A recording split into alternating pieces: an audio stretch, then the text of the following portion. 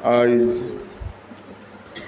আজ দারুল কেরাত খালি ইগানো নয়, সমস্ত বিশ্বের কোনায় কোনায় এমন কোনো দুনিয়ার এমন কোনো জায়গা বাকি নেই যে জায়গার মাঝে ফুলতলি দারুল কেরাতর শাখা ওখল নাই।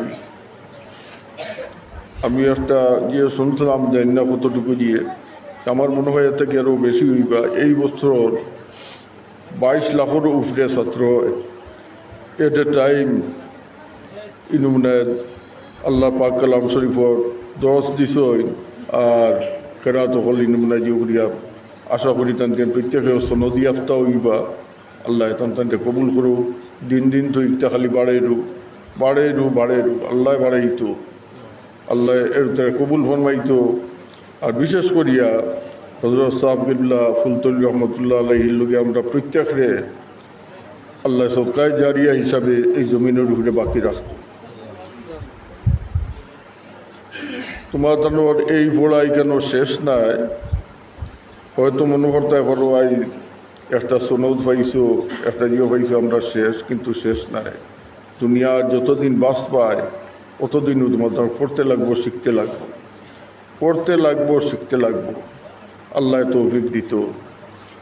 এরকম হইতো খালি আল্লাহর পাক কালাম শরীফ শিক্ষা নিছো, এটা তো বহুত বড় একটা কথা, কিন্তু খুব খেয়াল রাখবায় যাতে বিশ্বর মাঝে কোনো নমুনায় আনানিয়ত বা তকব্বুরির লেশ মাত্র থাকে না। সবসময় মনে করবায় আমি ছাত্র, আর ছাত্র হিসাবে আল্লাহ আমার যতদিন রাখে আল্লাহ নমুনা দিয়ে। হযরত সাহেব কিবলা ফুলতলি রহমতুল্লাহ আলাইহির একটা বয়ান থেকে আমি শুনছিলাম, মানুষ ছাত্র হিসাবে মারা যাওয়ার কত বড় যেন ফজিলত ইটারা বাসায় ব্যাখ্যা করবার নাই। এর লাগিয়া হাফিজ সাহেব হলে কোরআন শরীফ তিলাওয়াত করিয়া খতম করিয়া আবার আলিফলাম থেকে কয়েক আয়াত তিলাওয়াত করিয়া শেষ করইন। তার মানে আমি শুরু করলাম। ঠিক তদ্রুপ তুমি তাই যাহাতে এই পড়াশোনা শেষ নাই, মাতানো শুরু হইল।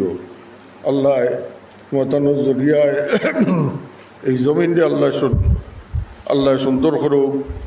আর আমরাও তো একদিন এই জমিন ছাড়িয়া যাইমু, যাতে তুমি তাই আমরা লোকে দোয়াগো হিসাবে, নেক ইয়াদগার হিসাবে আমরা লোকে মাতানোর মা বাপর লোকে, মাতানো আসাতেদায়ে কেরাম হল লোকে, তাম মুমিন মুসলমান হল লোকে আল্লাহ সদকায়ে জারিয়া হিসাবে আল্লাহ বাকি ওমা আলাইনা ইল্লাল বালাগ।